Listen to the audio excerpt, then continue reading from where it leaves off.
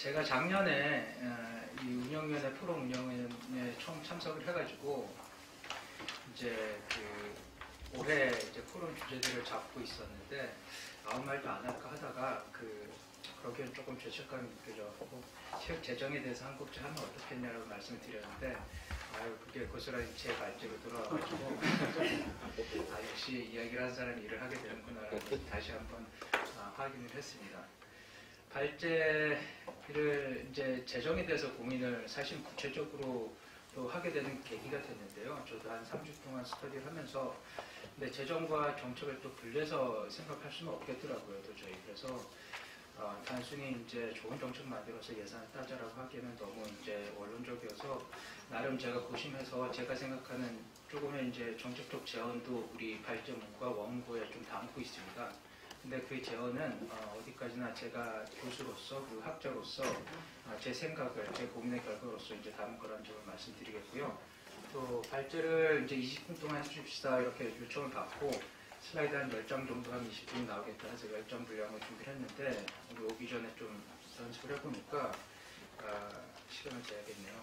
20분이 좀 넘더라고요. 한 30분 정도 걸려가지고 조금 건더더기 빼고 빨리빨리 이제 해야겠다라는 마음 먹고 있는데 혹시라도 조금 이제 넘어가더라도 양해해 주시기 바랍니다.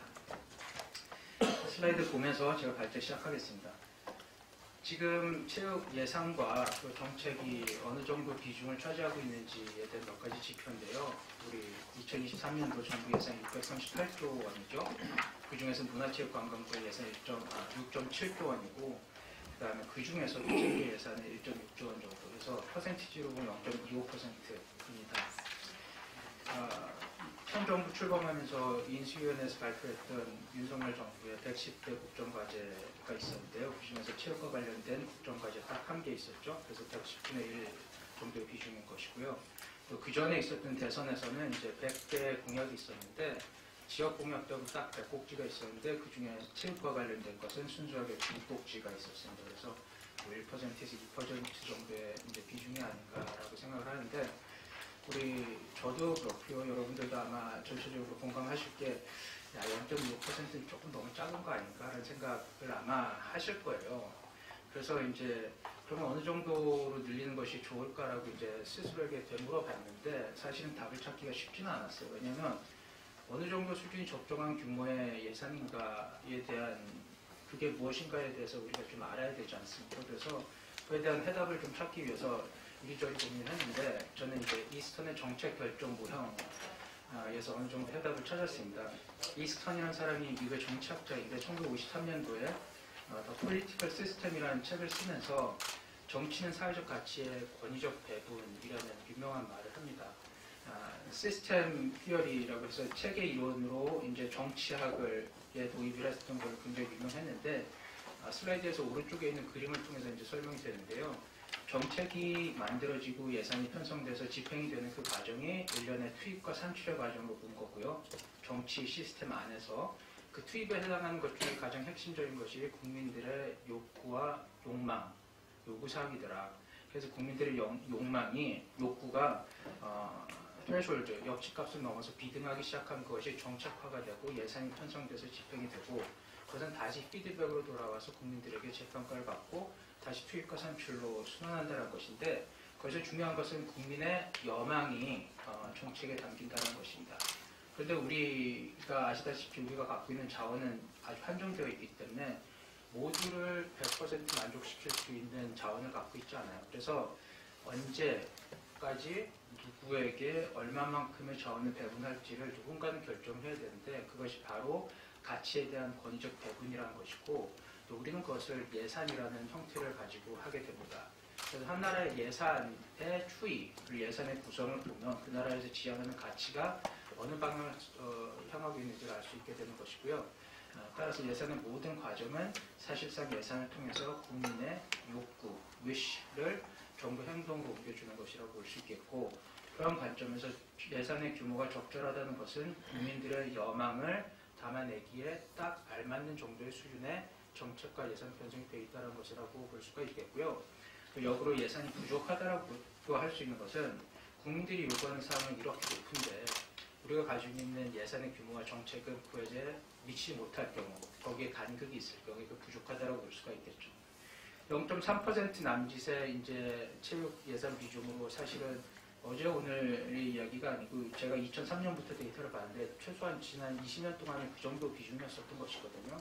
근데 예산이라는 것이 결국은 정책을 통해서 국내 여망이 반영되는 거라고 봤을 때는 0.3%가 사실 정말로 부족한 거라고 했다라면 국민의 여망에 비해서 늘어났었어야 정상인 것이거든요. 근데 그 상태로 20년 동안 지속됐다는 것은 사실은 국민들 마음속에 체육이 차지하고 있는 비중이 사실은 그 정도밖에 안 된다라고 스스로 돌아볼 수가 있겠고, 예산을 늘려달라고 이제 정책을 하시는 분들에게 얘기하기에 앞서서 우리 국민들 마음속에 머릿속에 스포츠가 정말 필요하고 정부가 더 많은 스포츠 정책을 해줬으면 좋겠다는 욕구를 이제 말씀시킬 수 있는 그런 환기를 하는 것이 더 중요하겠다는 생각도 해보았습니다. 이 발제의 주제가 이제 어떻게 하면 체육 예산을 좀 더 늘려볼 수 있을지 증대에 대한 것이기 때문에, 그렇다면 예산은 어떻게 결정되는 것이고 또 과거에 또는 예산이 변동될 수 있는 시점은 과연 언제인가에 대해서 한번 살펴봤는데요. 여러분들 다 이제 체육계에서 전문가로서 수십 년 동안 이제 계시니까 직관적으로 경험적으로 알고 계실 겁니다. 체육 예산뿐만 아니라 정부의 예산이 큰 폭으로 확확 바뀌지는 않죠. 우리가 경험상으로 알고 있는 게. 전년도 대비 소폭 증가하든지 좀 문제가 있었던 예산들은 덜어내고 소폭 감소한다든지 그런 식으로 가게 되는 것이죠.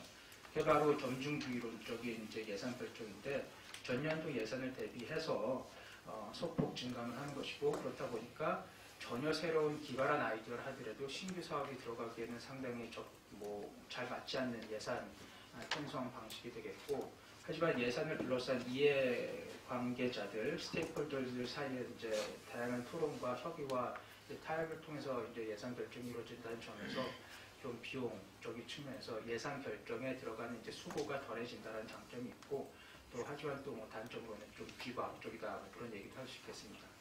이에 반해서 경제적 합리성을 기준으로 하고 있는 예산 결정 방식이 통체주의론이라고 하는데요. 말하자면 정책 목표가 하나가 있으면 그에 해당하는 여러 가지 대안들을 다 살펴보고 각각의 대안별로 투입 대비 산출을 계량적으로 산출을 해가지고 가장 적합한 최적화된 대안을 셀렉트를 하게 되는 것이죠. 전제는 사실은 이제 결정을 하는 분, 예산을 결정하는 사람이 세상에 가용한 모든 대안들을 다 알고 있고 다 비교한 결과로서 그 솔루션을 찾아낸다는 것인데, 사실상 그게 현실적으로는 가능하지 않기 때문에 좀 한계점도 가지고 있지만, 또 신규 사업 같은 경우는 경제적 타당성, 경제적 합리성이 입증이 된다라고 하면 또 파격적으로 들어가서 정책의 큰 폭의 눈에 띄는 이제 변화도 이끌어낼 수 있다라는 방식입니다. 둘 다 사용되는 것이죠. 점중주의론적으로 이제 소폭 증감이 있기도 하고, 경우에 따라서 특별한 계기가 있을 때는 큰 폭으로 이제 증감도 있기도 하고 그렇습니다. 우리는 체육 예산이 20년 동안 이제 0.3% 정도 수준이었으니까 그걸 어떻게 하면 좀 눈에 띄게 좀 변화시켜 볼까라는 고민을 하고 있는 자리이기 때문에, 그렇다면 어떨 때 그런 정책적인 변화가 크게 일어날 수 있는 기회가 있을 수 있을까를 제가 고민을 해봤는데, 또 킹던이라는 이제 정치학자인데 정책 흐름 모형이라는 유명한 이제 이론을 제시하면서 세 가지 조건, 세 가지 흐름이 한데 모이는 그 시점이 바로 정책과 예산의 변화를 꾀할 수 있는 기회의 창이 열리는 그 시점이다 라고 했습니다. 그 세 가지 흐름은, 첫 번째는 문제의 흐름인데, 문제에 대한 인식, 문제가 있어야 된다는 겁니다. 그 문제라는 것은 뭐냐면 국민들이 이거는 좀 해결이 됐으면 좋겠어 라고 생각하는, 말하자면 국민의 열망이 존재해야 된다는 거고, 명확하게. 두 번째는 대안의 흐름인데, 그 문제점을 해결할 수 있는 명확한 솔루션을 가지고 있어야 되는 것이고, 세 번째는 솔루션만 있다고 되는 것이 아니라 그것을 지지해주고 밀어줄 수 있는 정치적 지지를 확보해야지 비로소 기회의 창이 열려서 정책적인 변화와 예산적인 변화를 꾀할 수 있다는 것이거든요. 이 세 가지 흐름 중에 어느 하나라도 충족이 되지 않는다는 것입니다. 중간에 이제 슬라이드에서는 점화 장치라고 표현이 되어 있는데, 그럼 이러한 이제 기회의 창이 열리는 그 순간들은 언제 다가오느냐? 우리가 예기치 못하게 다가오는 경우들은 큰 사고, 사건들, 천재지변이라든지 커다란 인명피해가 있었을 때 그것을 계기로 촉발된 사회적인 이제 공분과 그런 것이 동력이 돼가지고 기회창이 열리기도 하겠고요. 근데 사실은 주기적으로 돌아오는 충분히 예측 가능한 기회창도 있습니다. 가장 대표적인 게 선거가 되겠는데요. 그 선거가 총선이 됐든 지선이 됐든 아니면 대통령 선거가 됐든 선거 기간에는 각 후보별로 공약을 제시하죠. 공약이란 것은 자기가 인도스한 정책적인 약속이 되는 것이고요. 그 정책적인 약속은 그냥 막 지어내지 않지 않겠습니까? 여기서 얘기했던 국민들이 원하는 문제 해결, 그 문제에 대한 파악과 그에 대한 가장 최선이라고 생각하는 대안을 가지고 공약을 만든 것이고, 또 본인이 엔돌스했던 그런 정책적인 공약이 당선이 된다면 당연히 정치적인 지지로 이어지기도 조금 수월한 포지션에 있다라고 볼 수가 있겠습니다. 그래서 그 선거 이후에 정책적인 변화가 일어나는 것도 저희가 가끔씩 목격할 수가 있습니다. 우리나라 체육 예산을 대략 20년 동안의 흐름을 살펴봤는데요. 말씀드렸던 그런 패턴입니다. 점진적으로 소폭 증감을 하지만 간간히 눈에 띄는 증감도 관측이 되고, 그때는 그때에 그렇게 눈에 띄는 증액과 감액이 이루어질 만한 사회적 배경이 있었더라라는 것을 우리가 살펴볼 수가 있는데, 우선 여기 슬라이드에서는 체육 예산 총량의 변화를 봤는데요. 첫 번째는 우리가 볼 수 있는 것은 절대치로 봤을 때 0.3% 높다고 볼 수가 없겠죠. 국고 예산 같은 경우는 2003년도에 0.13%였는데 이제 2023년에 0.004%. 국고 예산이 거의 없어졌더라고요. 일단 국고와 기금을 합쳤을 때는 대략 0.3% 수준으로 지난 20년 동안 지속이 됐다는 것을 알 수가 있겠고, 두 번째 특징은 높은 기금 의존도라고 제가 적었는데, 우리 중앙정부의 체육 예산은 기금과 국고로 이루어져 있는데 2003년을 기점으로 기금이 국고를 앞지르게 되고, 또 2010년에서 2023년까지 14년 동안에 이제 평균을 냈더니 기금 비중이 87%더라. 그리고 올해는 그것이 더 올라가서 98%까지 올라갔다. 그래서 체육 예산 이퀄 거의 기금이다라고 이제 볼 수가 있겠습니다. 눈에 띄는 변화 시점이 언제였는지를 쭉 봤는데, 가장 큰 폭의 상승이 있었던 것이 2006년도에 31.6% 증액된 것이 이제 관찰이 되었고요. 그 다음에 큰 폭의 하락은 감액의 2018년도에 22.7%였습니다. 2006년에는 왜 이렇게 늘어났을까 생각을 했는데, 2005년도에 장애인 체육이 복지부로부터 문체부로 이관이 됐더라고요. 그래서 장애인 체육과가 신설이 된 것도 있고요. 또 2년 전에 2004년도에는 스포츠 레저 산업과가 신설이 돼서 신규 스포츠 산업과 레저와 관련된 산업들이 이제 굉장히 활발하게 이제 개발이 됐던 것으로 파악을 할 수가, 유추해 볼 수가 있겠고, 또 2007년도가 이제 바로 2006년도 증액됐던 다음 해인데, 그때 확정이 됐던 메가 스포츠 이벤트가 몇 개가 있어요. 2011년도에 대구 육상 선수권 대회가 2007년도에 유치 확정이 됐고, 또 2000년 아시안 게임도 2007년도에 유치 확정이 돼가지고, 그런 배경 속에 2006년에 큰 폭의 증액이 있지 않았나라고 저는 생각을 합니다. 기회의 창이 열렸던 시점이라고 볼 수가 있겠고, 2018년도에는 왜 또 이렇게 가장 큰 폭의 이제 감액이거든요. 22.7%, 5분의 1이 줄어드는 건데, 2017년 5월에 문재인 정부가 출범을 했고요. 그 전 정부인 박근혜 정부로부터 문재인 정부로 넘어오면서 사실상 우리 체육계 위상이 실추됐던 부분들이 많이 있어요. 그래가지고 그게 아무래도 이제 문재인 정부 1년차 때 많이 반영됐고, 정부에서 반영했다기보다는 국민적인 신뢰도와 위상이 떨어졌기 때문에 말씀드렸다시피 예산이라는 것은 국민들의 여망에 이 반영이 되는 것이거든요. 그래서 국민들이 굉장히 실망하고, 그랬다는 것은 당연히 이제 예산이 반영될 수밖에 없다라고 저는 생각합니다. 분야별 예산의 변화도 제가 살펴봤는데, 역시 특별한 이유가 있을 때 변동이 되는 것으로 이제 파악이 될 수가 있겠고요. 우선 생활체육과 같은 경우는 2010년도에 전문체육을 앞지르기 시작을 했고, 또 전문체육은 2010년도에 또 전년 대비 37.9%로 굉장히 큰 폭으로, 가장 큰 폭으로 이제 감액이 된 것을 볼 수가 있는데, 2010년을 기점으로 해가지고 우리 사회가 전문체육에서 생활체육을 시야를 확대했던 그 시점이라고 저는 생각을 합니다.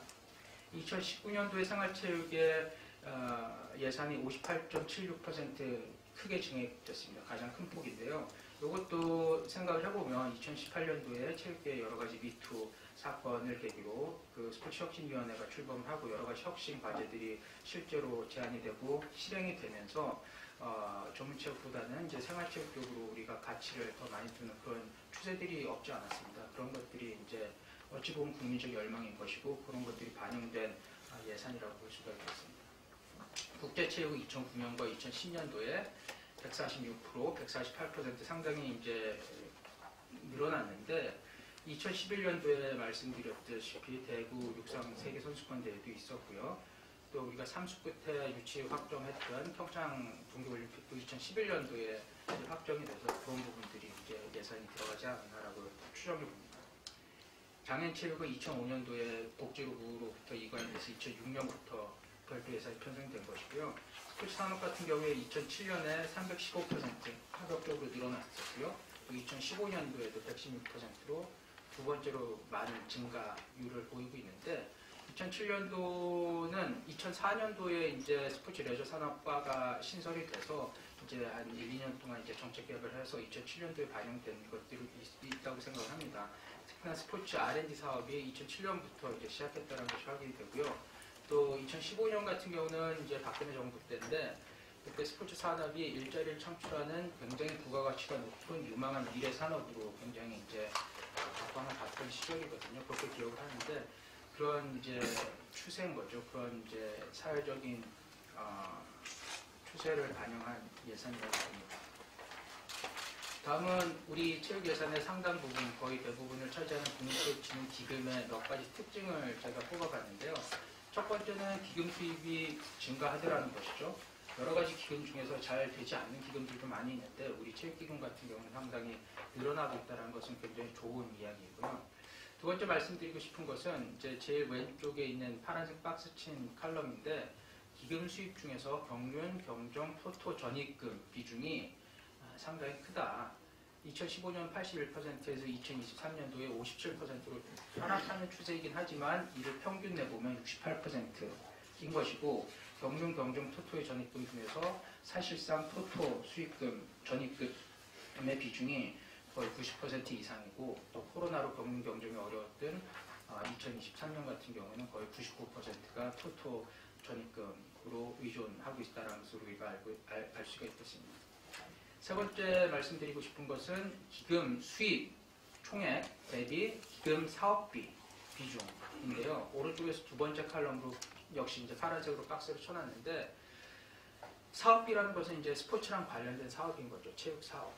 근데 2015년도에 95%, 그러니까 기금의 수입의 95%가 스포츠랑 관련된 사업에 예산 편성이 됐다는 것이고 2023년도는 50.96%까지 떨어져 있는데 뭐 계속해서 감소되고 있는 추세였었던 것입니다. 그래서 우리 체육기금으로 조성을 했는데 정작 체육과 관련된 이제 사업의 편성이 안 되는 포션이 점점 많아진다는 것이고 그 부분은 바로 제일 우측 칼럼인 기금 간 거래와 여유자금 운용 비중이 늘어나는 것으로 이제 채워지는 것이죠.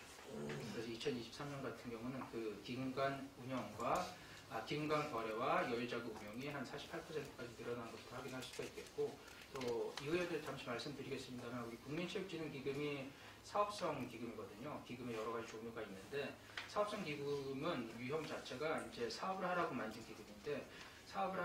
기금인데 사실은 사업을 50% 정도는 그 기금에서 쓰지 않는다는 건 사실은 조금 생각해 볼 필요는 있을 것 같습니다.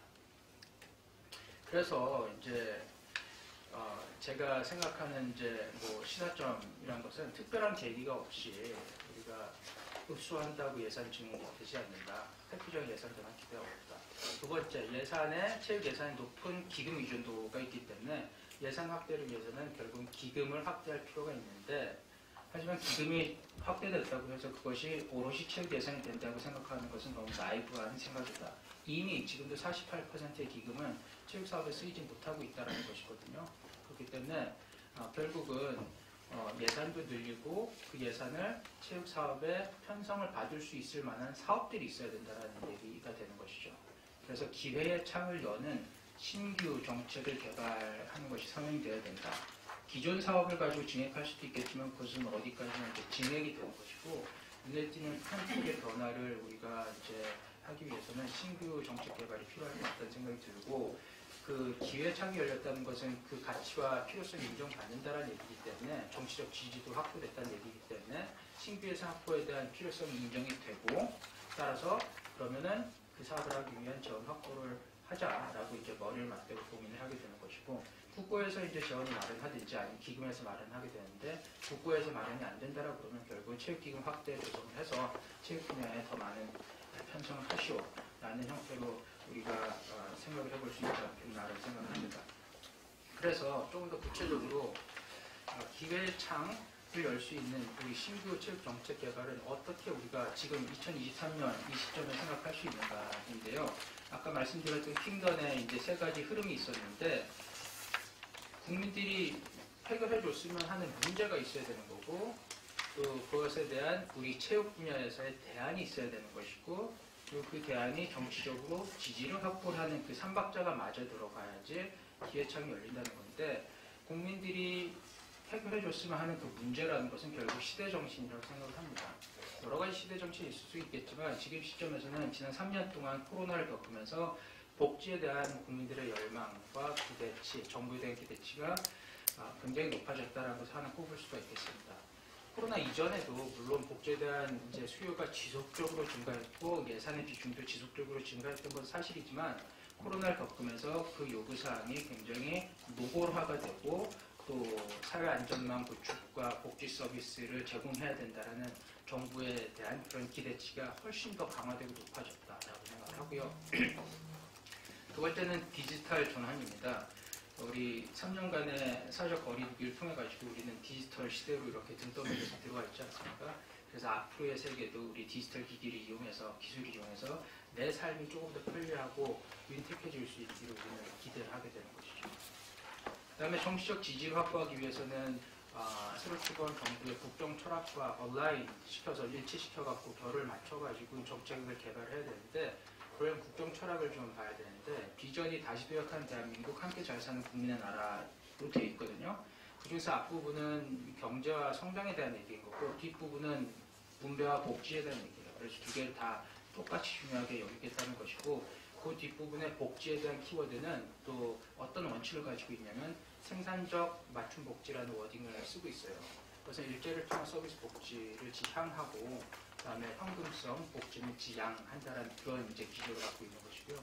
또 국정 운영 원칙은 4개의 키워드인데 그 중에서 국익과 실용이라는 게 있어요. 그게 결국 모든 정책을 만드는 데 있어서 이 정책이 국민들한테 이익이 되냐 안 되냐 그거를 대물으라는 것이거든요. 거꾸로 얘기했을 때 새로운 정책을 만들 때 이 정책은 우리 국민들에게 이익이 되고 보탬이 된다는 것을 입증할 수 있다라고 하면 정치적 지지를 확보하는 데 도움이 된다라고 우리가 이해할 수도 있겠고요. 마지막으로 약속해놓고 디지털 플랫폼 정부라고 적었는데 그것은 이제 공약부터 인수위에서 발표했던 국정과제까지도 발표되어 있고요. 또 얼마 전에 대통령이 다녀왔던 다보스 포럼에서 연설을 하셨는데 거기서도 직접 우리 코리아는 디지털 플랫폼 정부를 지향한다라고 말씀을 하셨습니다. 대통령께서. 이 디지털 플랫폼 정부라는 것은 이제 정부와 민간 기업과 또 여러 가지 이제 그 사회적 조직들이 함께 디지털 플랫폼에서 함께 상호작용하면서 사회 문제를 공동으로 해결하자라는 개념인 것이고요. 그래서 디지털을 상당히 추구한다는 것을 알 수가 있겠습니다. 체육 분야에서 대안을 찾아야 되는데요. 저희는 체육 파트니까 우리 국정과제 60번이 이제 체육 분야죠. 그 캐치프레이즈가 이제 모두를 위한 스포츠, 촘촘한 스포츠 복지의 실현입니다. 그래서 이 세 분야가 중첩되는 교집합을 찾아보면 결국은 복지와 디지털과 스포츠예요. 그래서 전 국민을 대상으로 하는 스포츠 복지 서비스를 해줄 수 있는 사업을 한번 구상해 보는 것이 어떻겠나라는 생각을 하는 것이고 또 마침 우리 선거 기간에 이제 공약으로도 관련된 약속 사항이 있어요. 공약 정책 제안이 있어가지고 활용할 수도 있겠다는 생각을 합니다. 우리 생활체육 공약으로 국민 스포츠 인센티브라는 제도가 되어 있는데요. 운동하는 국민들한테 운동하는 만큼 비례해서 이제 경제적인 인센티브를 주겠다라는 건데 뭐 이제 마일리지라고도 얘기를 많이 하는데 사실은 뭐 비슷하게 받아들일 수도 있는데 개념적으로 조금 뉘앙스가 틀린 게 마일리지라고 그러면 사실은 마케팅 언론에서 나오는 판매 촉진 판촉 이제 전략이죠. 그래서 커피 10잔을 마시면 한 잔을 덤으로 주겠다. 잘했으니까 상 주겠다라는 그런 개념.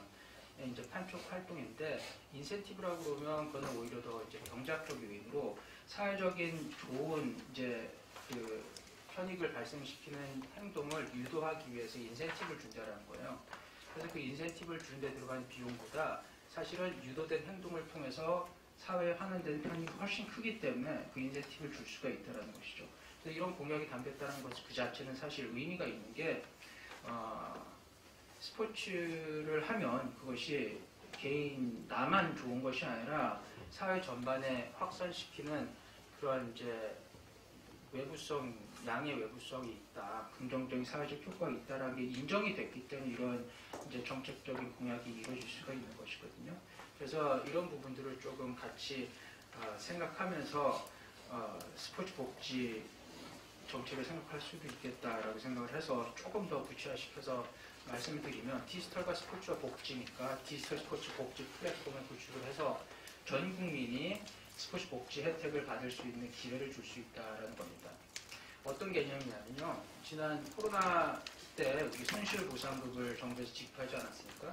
그때 체육 분야에서 그 실내 체육 시설 운영 업체들에게 손실보상금을 지원하는 방법 중에 하나가 1타 3만이라는 이제 프로그램이 있었어요. 아시는 분은 아마 아실 텐데 그게 이제 공단에서 1타 3만이라는 웹사이트, 말하자면 디지털 플랫폼 구축을 해서 손실보상을 받고 싶은 업체들은 거기 가입을 해라, 가맹을 하고 또 이제 그 손실보상금을 활용해서 이제 지원을 받고 싶은 개인들도 거기에 가입을 해서 그 플랫폼 안에서 그 가맹된 업체에서 예컨대 멤버십을 끊는다든지 강습권을 끊는다 그러면 거기서 바로 3만 원에 이제 재정적 지원이 들어가는 거거든요. 그 재정적 지원은 물론 이제 코로나로 받은 손실을 보상하는 개념으로 이제 준 것인데 스포츠 참여자 개인의 입장에서는 참여를 하는데 장애 요소가 됐든 재정적인 장애를 조금 낮춰주고 또 동기부여를 시켜줘서 스포츠 참여를 당연히 진작시켰을 것이고 또 스포츠 서비스 공급자 업체의 관점에서는 추가적인 재정 지원이 없기 때문에 당연히 이제 서비스 품질을 고도화시킬 수 있고 프로그램을 개발할 수 있고 고용도 창출할 수 있고 그래서 그런 것들이 이제 소비자들한테 환원될 수 있었다라고 생각을 합니다. 그래서 그런 개념을 복지 컨텍스트에서 만드는 거죠. 플랫폼을 만들어서 여기에 가맹되어 있는 스포츠 서비스 공급 업체들 그리고 그 복지 혜택을 받고자 하는 개인들이 가맹해서 복지 플랫폼 안에서 멤버십 회원권이 됐든 강습권이 됐든 그것을 끊으면 내가 운동했던 데이터에 상응하는 만큼의 경제적 인센티브를 거기서 부여받을 수 있도록 하는 것이고 그것을 통해서 개인은 스포츠 참여 동기가 진작이 되는 것이고 또 그걸 통해서 의료비 절감이라든지 뭐 사회 자본이 형성한다든지 하는 그런 공익적인 효과가 기대가 되는 것이고 스포츠 서비스 공급자 같은 경우는 민간이든 공공이든 고용 창출과 더 좋은 서비스 개발로 될 수가 있는 것이고 이게 정부에서 얘기하는 서비스 복지, 일자리 복지랑도 맥을 같이 하고 있다고 생각을 합니다. 물론 이런 시스템을 만들기 위해서는 국민들의 이제 운동량을 갖다가 데이터로 이제 기록할 수 있는 시스템도 함께 개발이 돼야 된다고 생각을 하는데 많은 분들이 또 그게 좀 어렵지 않냐라고 얘기도 하는데 사실은 어렵다기보다는 사실은 안 해본 것이고요. 만들려고 그러면 지금 빅데이터 시대이기 때문에 할 수 있다라고 생각을 하고 예컨대 이제 제가 서울대학교에서 글로벌사회공헌단이라고 공헌하는 조직이 있는데 학생들이 이제 학교 밖에 사회봉사 단체에 가서 봉사를 하고 오는데 나중에 그 봉사 기록을 받고 싶어 해요. 증빙을 해갖고 입사 원서에 쓰고 스펙으로 쓰고 싶어 한단 말이에요. 어디 가서 갔냐면 행안부에서 하는 사회봉사 1365라는 웹사이트가 있어요. 그럼 거기에는 각종 사회단체들이, 봉사단체들이 다 가맹이 돼 있고, 그리고 봉사자가 봉사를 하면 그 단체에서 그 1365라는 플랫폼을 통해서 인증을 해줘요. 그게 인증이 되면 그게 내 기록이 되는 거고, 입증이 되는 거죠. 스포츠 같은 경우는 이제 업체랑 하는 스포츠 공급 업체, 서비스 공급 프로바이더랑 하는 이제 경우에는 그런 식으로 이제 벤치마킹 할 수가 있겠고, 또 웨어러블 디바이스를 통해 가지고 기록이 되는 종목들도 있습니다. 그래서 그런 것들은 또 디지털 스포츠 플랫폼과 연동을 시켜서 데이터가 기록이 될 수 있도록 할 수도 있겠고 방법은 이제 고민하면 나오지 않을까라고 생각을 합니다. 말씀드렸다시피 요거는 이제 제 아이디어이고요. 요것을 포함해서 그 예산에 편성될 수 있는 사회적인 국민적인 지지를 확고하게 받을 수 있는 정책적인 개발이 된다라고 그러면 그 다음에 체육 분야 신규 재원을 확보를 하도록 노력을 해야겠는데요. 체육 재원은 결국 국고 아닌 기금이니까 국고를 뭐 확보하지 않는다, 못한다라고 이제 생각을 하면 기금을 확대 조성하는 방법이 남습니다.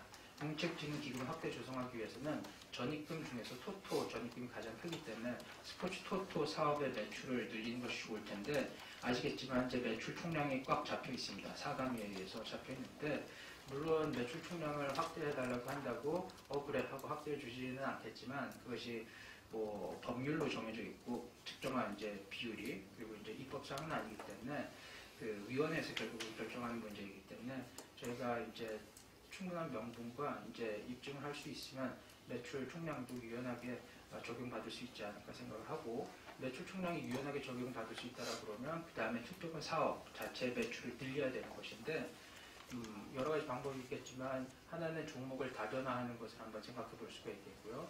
e스포츠라든지 프로당구라든지 프로탁구 같은 종목들을 신규로 스포츠 토토에 도입을 할 수가 있겠고 또 도입만 하는 것이 아니라 도입을 한 다음에 그 종목을 통해서 매출이 나올 수 있도록 여러 가지 효과적인 전략들을 이제 구사를 해야 되겠고요.